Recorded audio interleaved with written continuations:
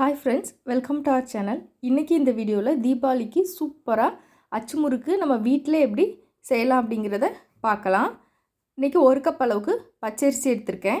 இத 2-3 தண்ணி விட்டு நல்லா அலசிட்டு ஒரு 2 மணி நேரம் ஊற வச்சுக்கலாம்.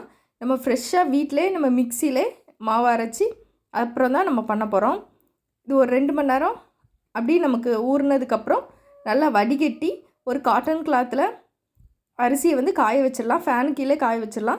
20 மினிட்ஸ் போதும். ரொம்ப அதிகமாக காயணும் அப்படின்னு அவசியம் இல்லை. நம்ம இப்போ காய வைக்கும்போது தண்ணியும் அரிசியும் சேர்ந்துருக்கும். 20 நிமிஷம் கழித்து பார்த்தீங்கன்னா அரிசி மட்டும் இருக்கணும், தண்ணி எதுவுமே இருக்கக்கூடாது. நல்லாவே காஞ்சிரும். ரொம்ப மொறு மொறுன்னு காயணும், வெயிலில் காயணும்னு அவசியம் இல்லை. அவ்வளோதான், சூப்பராக ரெடி ஆகிட்டு இப்போ இந்த அரிசியெல்லாம் நம்ம மிக்ஸி ஜாருக்கு மாற்றிக்கலாம். ஒருவேளை இந்த ப்ராசஸ் கஷ்டமாக இருக்குன்னா நீங்கள் அரிசி மாவு எடுத்துக்கோங்க. 1 கப் அரிசி எடுத்துருக்கேன், 1/2 கப் அளவுக்கு சுகர் எடுத்துருக்கேன், 1 கப் அளவுக்கு தேங்காய் பால், 1 முட்டை வச்சுருக்கிறேன்.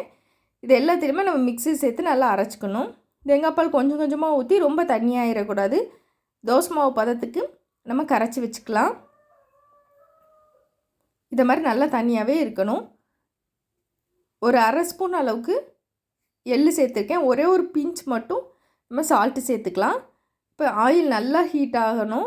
அச்சு வந்து சூடாக இருக்கணும். அச்சு நல்லா சூடாக இருந்தால் தான் மாவு வந்து ஒட்டிக்கணும் நமக்கு. அது மாதிரி அச்சு முறுக்கு சுட்டுட்டு அடுத்தது சுடுறதுக்கு முன்னாடி நம்ம வந்து அச்சு வந்து அந்த ஆயிலே சூடு பண்ணிக்கிட்டே இருக்கணும். உள்ளே நம்ம அந்த பாத்திரத்தில் வச்சுக்கலாம், அல்லது இன்னொரு பாத்திரத்தில் ஆயில் சூடு பண்ணிவிட்டு லோ ஃப்ளேமில் வச்சுட்டு இந்த அச்சை அந்த இதில் எப்போவுமே நம்ம வச்சுருக்கணும். ஒரு பக்கம் வெந்ததும் அடுத்த பக்கம் திருப்பி போட்டோம் அப்படின்னா ரொம்ப ஈஸியாக வந்துடும். நம்ம மாவில் டிப் பண்ணிவிட்டு ஆயிலில் ஒரு செகண்ட் வச்சுட்டு லைட்டாக ஷேக் பண்ணோன்னா ஈஸியாக நமக்கு வந்து அச்சு முறுக்கு வந்து தனியாக விழுந்துடும். ரொம்ப சீக்கிரமாகவே வெந்துடும்.